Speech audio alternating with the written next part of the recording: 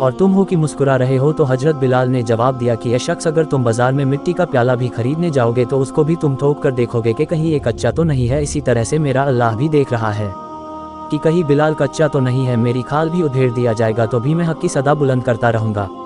प्यारे दोस्तों, इसी तरह से हजरत अबू बकर सिद्दीक रज़ियल्लाहु तआला अन्हु फरमाते हैं कि एक दिन मैं मक्का की एक गली से गुजर रहा था कि अचानक मैंने किसी के चीखने और चिल्लाने की आवाज़ सुनी। आवाज़ में इतना दर्द था कि उसको सुनकर मैं बेचैन हो गया और उस आवाज़ की तरफ चल दिया।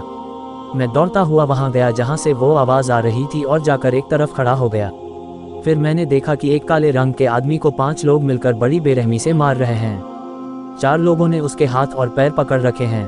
उसको उठाते हैं और फिर ज़मीन पर गिरा देते हैं, फिर उठाते हैं, फिर ज़मीन पर गिरा देते हैं। और वो 5वां अपने हाथ में बड़ा सा पत्थर लिए हुए खड़ा है। जैसे ही वो 4 लोग उसको ज़मीन पर पटकते हैं तो वो 5वां शख्स उस पर बड़ा सा पत्थर डाल देता है।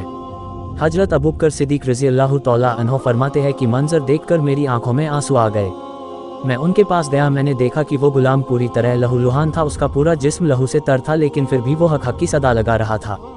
मैंने उनसे कहा कि ये लोगों रुको, तुम क्यों इस गरीब को मार रहे हो? उन लोगों ने कहा कि हम इसे मारेंगे और बहुत मारेंगे, क्योंकि यह खाता हमारा है और कलमा मुस्तफ़ा का पढ़ता है। हजरत अबू बकर सिद्दीक रज़ियल्लाहु तआला अन्हु ने कहा कि छोड़ दो इसे और मुझे बेच दो। उन लोगों ने सोचा कि हम इसे इतनी ज़्यादा कीमत बता देते हैं कि ये यहाँ से चला जाए, फिर हम इस पर और जुल्म करेंगे। यही सोचकर उन 5 ने उस गुलाम की इतनी बड़ी कीमत बोल दी। ये सुनकर हजरत अबू बकर सिद्दीक रज़ियल्लाहु तआला अन्हु ने फरमाया कि अगर तुम इसकी दुगनी कीमत भी बोलते तो भी मैं इस शख्स को यहाँ से लेकर ही जाता। ये सुनकर उन लोगों ने कहा कि आखिर ऐसा क्या है इस काले रंग के गुलाम में जो तुम इतनी ज़्यादा कीमत पर तुम इसे खरीद रहे हो? हजरत अबू बकर सिद्दीक रज़ियल्लाहु तआला अन्हु ने कहा, तुम नहीं समझोगे, पूरी दुनिया देखेगी, यही गुलाम जन्नत का सौदा करेगा।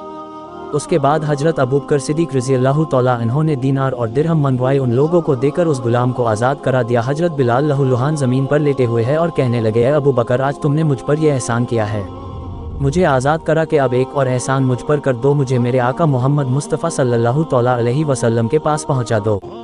तो दोस्तों, पूरी दुनिया ने देखा कि किस तरह हजरत बिलाल रज़ियल्लाहु तआला अन्हु ने जुल्म सहन किए और किस तरह मुसीबतें बर्दाश्त किए, लेकिन नबी पाक सल्लल्लाहु तआला अलैहि वसल्लम का साथ कभी नहीं छोड़ा। और आज बड़े बड़े बादशाह भी उस गुलाम पर फ़ख्र करते हैं, उस गुलाम का सदका मांगते हैं, उस गुलाम जैसी गुलामी मांगते हैं। हजरत बिलाल को अपनी जान कुर्बान करना गवारा था, लेकिन नबी पाक सल्लल्लाहु तआला अलैहि वसल्लम का साथ छोड़ना गवारा नहीं था। आज पूरी दुनिया इस गुलाम को बिलाल हबशी रज़ियल्लाहु तआला अन्हु के नाम से जानती है। कि अल्लाह हमें हजरत बिलाल रज़ियल्लाहु तआला अन्हु से सच्ची मोहब्बत करने की तौफीक दे और सच्चा आशिक नबी बनने की तौफीक दे। आमीन।